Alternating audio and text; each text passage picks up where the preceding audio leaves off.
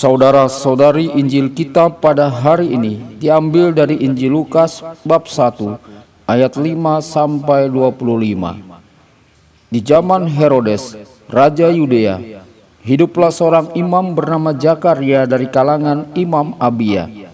Istrinya juga berasal dari keturunan Harun, namanya Elisabet. Keduanya hidup benar di hadapan Allah dan hidup menurut segala perintah serta ketetapan dengan tidak bercacat. Tetapi mereka tidak mempunyai anak, sebab Elisabet itu mandul dan keduanya telah lanjut usia. Sekali peristiwa, waktu tiba giliran kelompoknya, Zakaria melakukan tugas sebagai imam di hadapan Allah. Sebab ketika diundi, sebagaimana lazimnya untuk menentukan imam yang bertugas, dialah yang ditunjuk untuk masuk ke dalam bait Allah dan membakar ukupan di situ. Pada saat pembakaran ukupan itu, seluruh umat berkumpul di luar dan sembahyang. Maka tampaklah kepada Zakaria seorang malaikat Tuhan berdiri di sebelah kanan mezbah pembakaran ukupan. Melihat kejadian itu, Zakaria terkejut dan menjadi takut. Tetapi malaikat itu berkata kepadanya, "Jangan takut, hai Zakaria, sebab doamu telah dikabulkan. Elisabet istrimu akan melahirkan seorang anak laki-laki bagimu, dan haruslah engkau menamai dia Yohanes.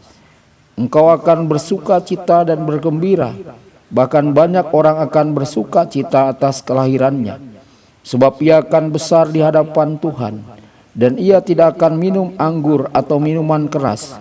Ia akan penuh dengan Roh Kudus mulai dari rahim ibunya.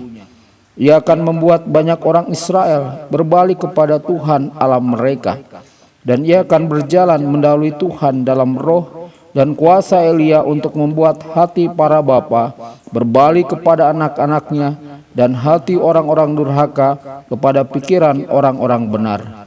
Dengan demikian ia menyiapkan suatu umat yang layak bagi Tuhan." Lalu kata Zakaria kepada malaikat itu, "Bagaimana aku tahu bahwa hal itu akan terjadi? Sebab aku sudah tua dan istriku pun sudah lanjut umurnya." Jawab malaikat itu kepadanya, "Akulah Gabriel yang melayani Allah. Aku telah diutus untuk berbicara dengan engkau dan untuk menyampaikan kabar baik ini kepadamu. Sesungguhnya engkau akan menjadi bisu dan tidak dapat berkata-kata sampai pada hari semuanya ini terjadi, karena engkau tidak percaya akan perkataanku yang pada waktunya akan terbukti kebenarannya." Sementara itu orang banyak menanti-nantikan Zakaria. Mereka begitu heran bahwa ia begitu lama berada dalam bait suci. Ketika ia keluar dan tidak dapat berkata-kata kepada mereka, mengertilah mereka bahwa ia telah melihat suatu penglihatan di dalam bait suci. Lalu Zakaria memberi isyarat kepada mereka sebab ia tetap bisu. Ketika selesai masa tugasnya, ia pulang ke rumah. Tak lama kemudian mengandunglah Elisabet istrinya, dan selama 5 bulan ia tidak menampakkan diri. Katanya, "Inilah suatu perbuatan Tuhan bagiku. Sekarang ia berkenan menghapuskan aibku di depan orang." Demikianlah sabda Tuhan. Terpujilah Kristus.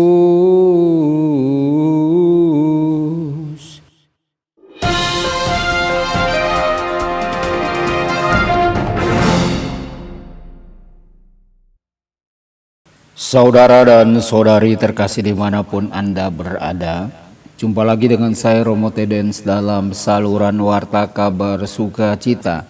Semoga Anda semua dimanapun berada senantiasa dalam keadaan sehat dan bahagia. Bacaan misa pertama hari ini dan perikopa Injil hari ini memiliki banyak kesamaan. Seperti Simson, Yohanes Pembaptis dikuduskan bagi Allah sejak dalam kandungan. Perhatikanlah bagaimana kedua pewartaan tentang konsepsi orang-orang yang dikuduskan ini diberitakan oleh seorang malaikat. Malaikat yang pertama tidak mewartakan namanya, tetapi mengatakan bahwa namanya ajaib. Dalam Injil kali ini malaikat itu menyatakan bahwa namanya adalah Gabriel yang berdiri di hadapan Allah, yang juga memberitakan kedatangan Yesus kepada Maria. Saudara-saudari, Roh Kudus datang kepada Simson dan Yohanes, memenuhi mereka dengan kasih ilahinya, sehingga mereka dapat memenuhi misi mereka. Dikuduskan berarti dipisahkan dari dunia untuk satu tujuan yang kudus.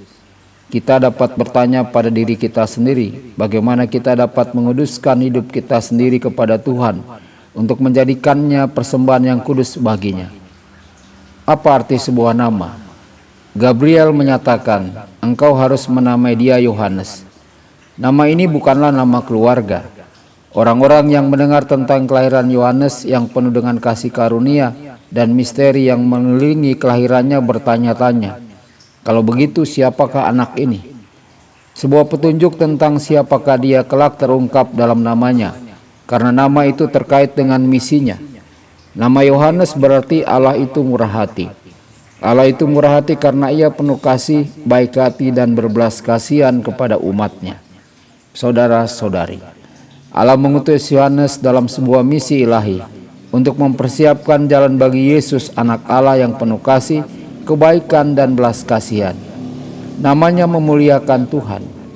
Pernahkah kita mempertimbangkan bagaimana nama kita sendiri dapat menjadi petunjuk bagi misi kita sendiri sebagai anggota tubuh Kristus? Gabriel mewartakan misi Yohanes beserta namanya.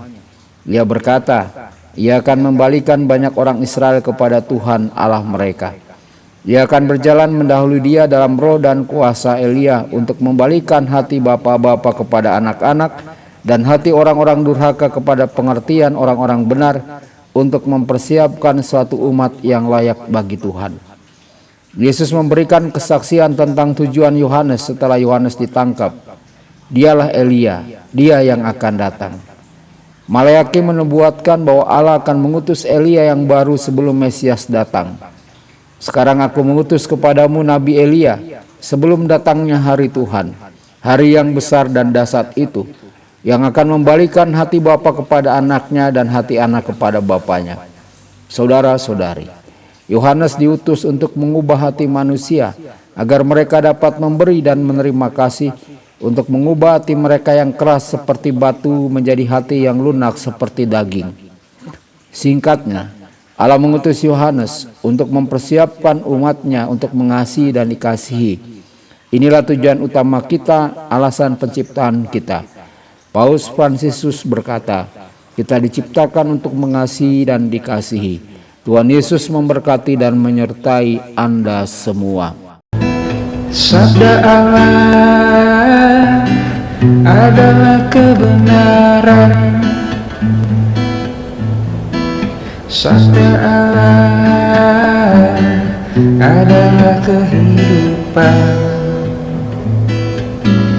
Mari kita mencintainya, mari kita menghayatinya. Ya Tuhan yang ku muliakan, sabdamu angkat resahku.